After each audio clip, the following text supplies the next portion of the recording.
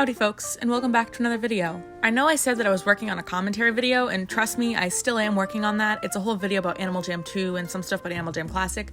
But anyways, since this new update released yesterday and the new minigame Treasure Hunting came out, I've seen a lot of word about it on the internet. This new minigame, it's bringing the Animal Jam community up in a storm.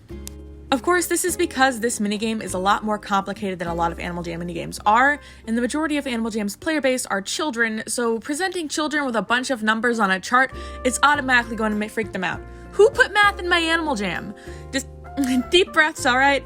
It looks like a lot of math. It's actually more so pattern recognition than anything, but still, regardless of what it is or isn't, Nanograms, or the treasure hunting minigame, is getting a lot of players incredibly confused and frustrated and upset. The game still has a bunch of glitches because it was just released, and on top of that, in general, it's just a difficult thing to understand. Of course, as Animal Jam does with more of its complex minigames, they provided a tutorial. I played through it myself, and it wasn't very helpful. For me, at least, it kind of more so held my hand and walked me through a level instead of actually teaching me what I was supposed to be doing. And from what I've heard, a lot of other players feel like that as well. When I first started playing this minigame, I was entirely lost. I had no idea what I was supposed to be doing, what all these numbers meant, and I was kind of just clicking at random and hoping it went well. It didn't, obviously, and so what I ended up doing was I got on a Discord call and I screen shared the puzzle with my boyfriend.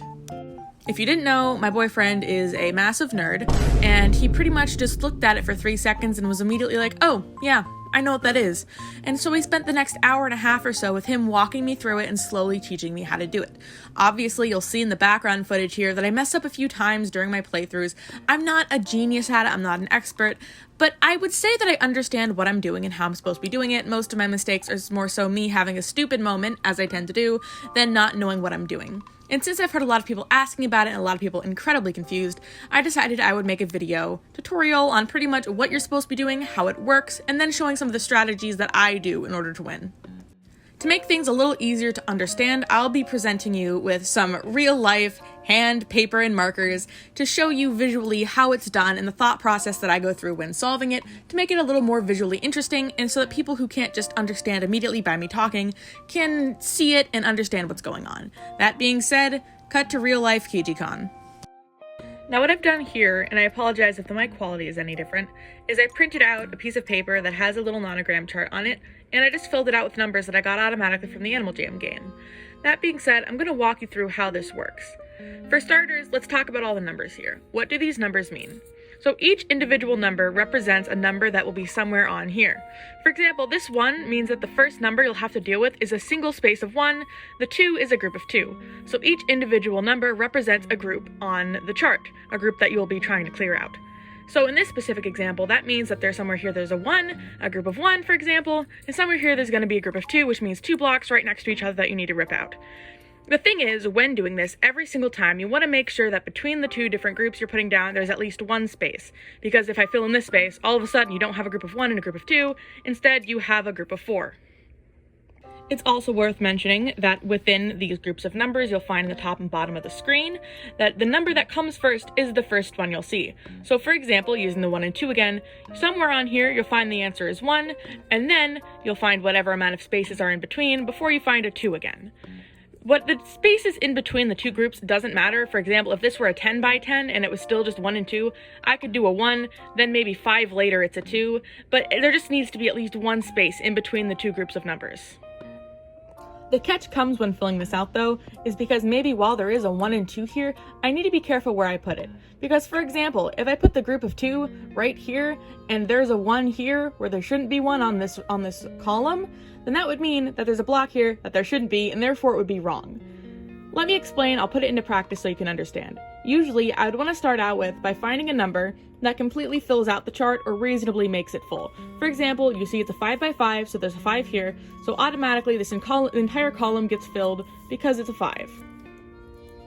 Now that this filled, I know that on this row here of 1 and 2, since 2 is the second number, this one here must be part of the group of 2, and since there's nowhere else to go beyond here, this must be where the 2 is. Now, considering that this column is a 4 and it's the only number, that means that the 4 must start here, and so the other 3 blocks above it are the rest of the 4. In Animal Jam, if I did this, it would then cross this out, so I know that I'm not using this block at all.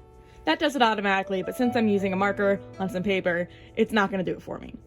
Now, knowing that this is the 1 here and this is the 2 here, I know that somewhere the 2 is going to be here, but I don't know where that is yet. But we do already have the 1 filled out. I think that's worth pointing out to you. But we will see here that on this row here, there's the 4. And so since there's these 2 here, which makes up part of the 4, the rest of the 4 must come immediately after it. And then Animal Jam would automatically block this out for me. That being said, we can now know, because this is automatically blocked out by Animal Jam in this case, that the 1 for this column is not here. And we can also see, I didn't notice this earlier, by doing these, we automatically filled out this entire row, so Animal Jam would have also blocked this out for us automatically. This leaves this group here. Now we know that there's 3 1s on this column, and that we can't put the 1s right next to each other because then it would be a 2, so we know that this cannot be one that's filled in. And now that we have 3 1s, we only have 2 spaces left in the columns, so we know that these would be the other ones in this column, which also would fill out this row. Now what we have left here is we have a 1 here, and we have an empty 1 here. We know these 2 are here, and we couldn't place the 1 here because then it would be right next to the 2, making it a 3, so nothing goes here.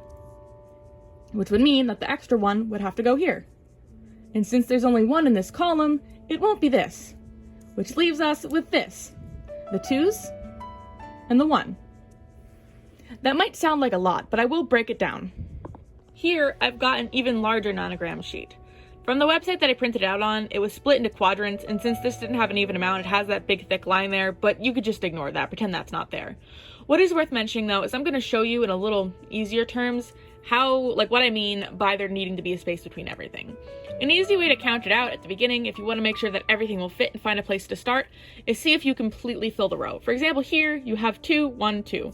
So you can automatically check if this goes here just straight out by saying if it's 1, 2, then you have to skip 1, 1, skip 1, 1, 2. So yeah, that fills the entire thing without any place for uncertainty. So if this were filled, that would be a really good place to start.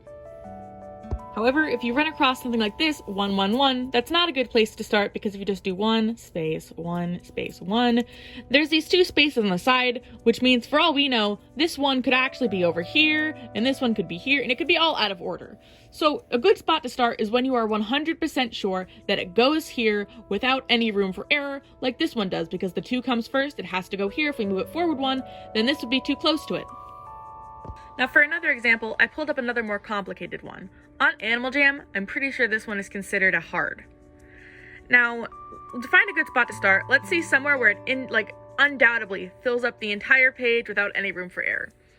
I immediately tend to go for either long chains of numbers or numbers with just a lot going on. For example, let's start with this 4, 1. So we'd count down 1, 2, 3, 4, space, 1. However, there's an extra space afterwards, so this is not without a doubt the correct answer. Let's try another one. 1, space, 1, space, 1, 2, 3. That entirely fills this out here, so I know that the definite answer is simply 1, space, 1, space, 1, 2, 3. And then Animal Jam would automatically have us know that because this is here, that these will not be used. Of course, you also have the option, if during a more difficult course, you realize that one of these are definitely not the case, in the bottom of the screen, there's a spot that says flag, and by clicking that, you're also able to manually, select spots that you think, will definitely not be clicking there. For example, because this single 1 here is on a row of all different numbers that are just 1s, and only the groups are 1s, we know that we won't be putting anything here, that we won't be putting anything here. But if we were to continue, we'd see we have these spots left, and so that hypothetically a 1 could be here, hypothetically there could be a 1 here, here, or here, so we're not going to move on to that row next. Instead, let's move on here, see if this would work. 1, space, 1, 2, 3, 4, 5. Exactly, that'll automatically fill itself out, so we just go 1, space, 1, 2, 3, 4, 5. Now we have another row done, and so we can mark off this spot here that we won't be using. I apologize if I take a second to write anything down. I'm actually looking through my phone screen as opposed to actually looking down here.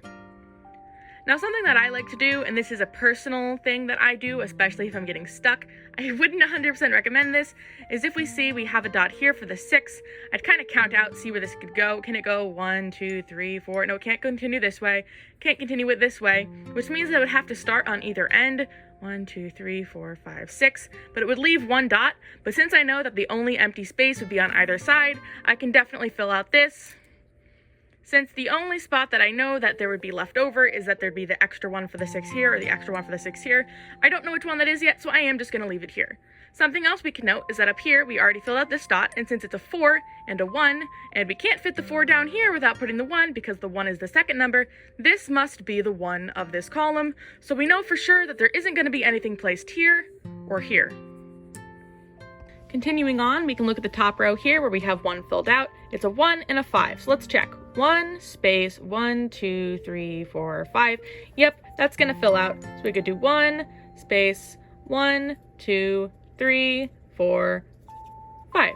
And then obviously we know we can't do anything here, so it's gonna be marked off. And that's kind of helping us. We're starting to get going. Now let's look at this column here, 4 and 1. There, the 4 somewhere there. Hey, would you look at that? There's 3 here for the rest of the 4. So you got 1, 2, 3, 4, and then you got the 1 all the way here at the bottom, automatically filled out. That's working out. Let's see the row here, 6, 1, 2, 3, 4, 5, and then you just fill out the 6 here. Now you have the 1 and the 2. Would you look at that? There's already the 1 and the 2 here, so we would know that the rest of this column isn't going to get filled out. We can continue going from there. Let's see, you got 3 1s here, 1, well, there's a 1 right there, and since that's in a 1 row, we know nothing can get filled out here. Then we have 3 1s left. We could put 1 here. And then you'll notice we need the gap in between. Now we get the 1 there. There we go. We have all 3 1s that we need. And we're going to continue. Let's see. 1 is the first number. We have that.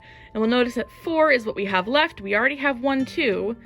We could put 3, 4, but we wouldn't be able to because maybe it's here and it's 3, 4. So we're not going to do that yet. But we'll notice here we have the row with the 2 2s. We have one of the 2s. We could finish this 2. And we do have a space here, and I'd think about putting 1, 2 here, but then that might not be the case, but you could put 1, 2 here. So what we could do is we could check the column, and would you look at that? We have the 2 2s already. So what that does for us is it allows us to realize on this row here, 1, 2, there's just spots here for these last 2s. And the same goes for here, still trying to figure this out, but the first number here is a 4, we already got the 1, that means this must be the last space here. And we're just about done. We just have a few spaces left. Here we have the 1, and then 4, 1, 2, 3. You have a space left for the 4. And then last for here, we can see we have 3, 1, 1, 2, 3. So there must be a spot here. And this is how we finish off our 4. Now we have the entire board done. All right, I'm going to be honest, that was probably a lot of information to process, though while I did try to walk you through it, I know that I can tend to ramble sometimes, and it probably was a lot quicker pace than a lot of people need. So what I would suggest doing is going on Animal Jam with the knowledge that you have now and trying it for yourself.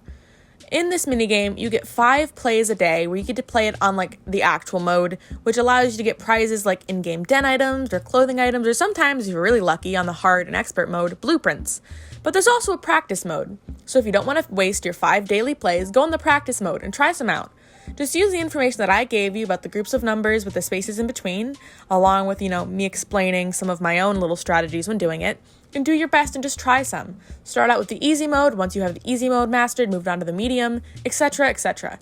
But I know that this is pretty difficult. This is a difficult game to be putting in a children's game, though I do think that a lot of the teenage and adult players of Animal Jam are honestly really happy about it. But I can understand if you get stressed out, just please take a break, take a deep breath, maybe play a different mini game, get yourself something to drink.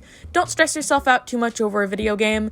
I've seen a lot of people getting really upset, and my heart goes out to them, but just do your best to keep yourself safe, But let's say that no matter how hard you try, no matter how much you've been practicing, no matter how many tutorials you've watched, some people they might never get it.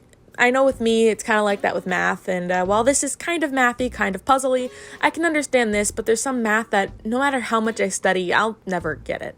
And if that's the case for you, or if you're just really young and you can't wrap your head around it, just for you, I left a little linky link in the top of my description, which may or may not lead you to a website where all you have to do is fill out the numbers on the graph, and it may or may not solve it for you.